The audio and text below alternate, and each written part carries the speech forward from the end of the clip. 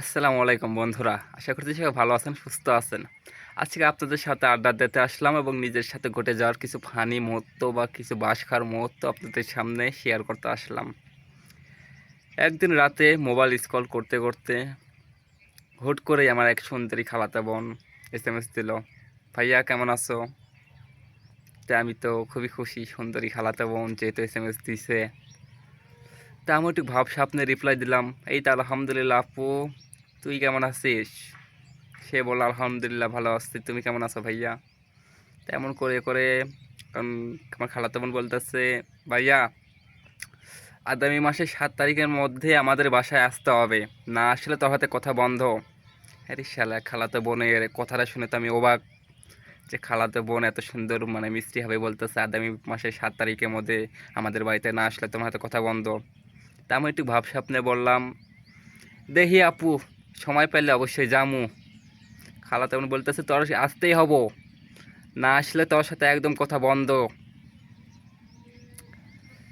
তা আমি অপেক্ষায় থাকলাম, যেহেতু খালাতো বোনের সাথে 5 তারিখে কথা হলো। 6 তারিখে রাতে একটু রোমান্টিক ভাব, খালাতো বোনকে পটানোর চিন্তায় আসি। এরই মধ্যে খালাতো বোন যেতে বললো, খালাতো বোনের সাথে চ্যাটিং করলাম। তো 6 তারিখে একটু হালকা পাতলা শপিং টপিং করে পারফিউম টারফিউম নিয়ে পরের দিন 7 তারিখে সকালে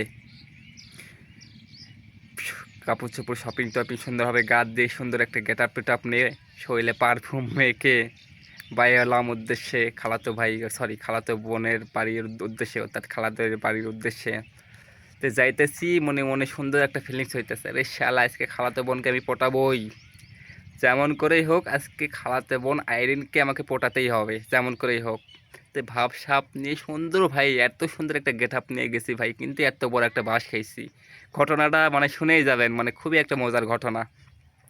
যাই হোক, যাইতেছি আর সুন্দর মানে পরিকল্পনা করতেছি কেমনভাবে খালাতো বোনকে পটাবো বা কী কী করবো। যাই হোক, খালাতো বোনদের বাড়ির আশেপাশে গেছি। তে মোবাইলের সেলফি ক্যামেরাটা বাই করে নিজের চেহারা মোবাইল একটু দেখতেছি, চুল টুল ঠিক করতেছি, বুঝতে পারেন নাই, সুন্দরভাবে মানে নিজের চেহারাটা দেখতেছি আসলে নিজেকে কেমন লাগতেছে। তা খালাতো বোনকে অর্থাৎ খালাদের বাড়িতে যা নক করলাম, তে খালা দরজা খুললো। খালাতো বোন রান্না করতেছে, যেহেতু আমি যাইতেছি। আরে খালাতো বোনের চেহারা দেখলে তো ভাই মাথায় নষ্ট, একদম ক্রাশ, আমার যাকে বলে ক্রাশ ছিল। যাই হোক, ভিতরে গেলাম, রান্না বান্না করতেছে। খালাতো বোনকে বললাম, কারে কেমন আছিস, আসলাম তো, আর কথা বন্ধ করতে হবে না, 7 তারিখে আগেই পৌঁছে গেছি তাদের বাড়িতে। অনেক আলাপ ঠাট্টা হলো, খালাদের সাথে আড্ডা টাড্ডা হলো। তা আমি রুমে বসে থেকে ফোন টিপতাছি, খালাতো বোন আস্তে আস্তে ভাবসাব নিয়ে আসলো, ঠিক লজ্জা লজ্জা ভাব। তা আমরা তো চিন্তাটা আছে যে পাগলিকে আজকে আমি পটাবোই, যেমন করেই হোক। খালাতো বোন খুবই সুন্দর সুন্দর মানে মিষ্টি মিষ্টি বা মানে হাসি হাসি কথা বলতেছে, আরে ভাই আমি তো আরো পাগল, যে খালাতো বোন মানে হাসি হাসি কথা বলতেছে আমার সাথে, আমি ভাই আমি তো একদম ক্রাশ। যাই হোক, মনে করো খালাতো বোন একটু নাস্তা পানি আনলো হালকা, 1 গ্লাস পানি, 2টি মিষ্টি চা আনলো, খাইলাম। তা খালাতো বোনকে বললাম, কারে তুই এত তাড়া দিয়ে আসার মানে কারণটা কি, আসলে কিছু বলবি? বলতেছে, বলবো না, সরাসরি করে দেখাবো। আমি বললাম, এই শালা আসলে কি করে দেখাবে বলবে না? আমি বললাম, আসলে আসলে খুশি খুশি লাগতেছে না, মানে খুশি খুশি লাগতেছে কেন তোকে, আসলে বলতো মানে তোর মনের ভাবটা কি? এখন খালাতো বোন হেসে হেসে বলতেছে, মুচকি মুচকি হাসে হেসে বলতেছে, কারণটা আছে, তো অবশ্যই বলবো, থামো, অপেক্ষা ফল ঘনিষ্ঠ হয়। খালাতো বোনের এইসব কথা শুনে বলতেছে, শালা আমি মানে প্রপোজ করার আগে মনে হয় অতি আমাকে প্রপোজ করবে।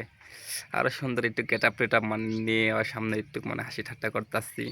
আমি একটু জোর দিয়ে বললাম, এই বল, আসলে এত তাড়াতাড়ি কেন আসতে বললে আমাকে, বল বলতেছি, তাছাড়া কিন্তু খবর আছে তোর। তো খালাতো বোন বলতেছে, আমার লজ্জা করতে মানে লজ্জা করতেছে, আমি পাবো না বলতে। আমি বললাম, বল, কিন্তু লজ্জা নাই, কি বলবি বল। তো খালাতো বোন আমাকে বলতেছে যে, ভাইয়া আসলে কি বলবো, আগামী মাসের 10 তারিখে আমার বিয়া ঠিক হয়েছে। আরে ভাই, আমি একদম মনে হয় আসমান থেকে পড়লাম, আরে সালা, বলে কি, আমার খালা তো বলে কি, ছি, আগামী মাসের ভাই মানে চটিল একটা বাস খাই নাই বলেন।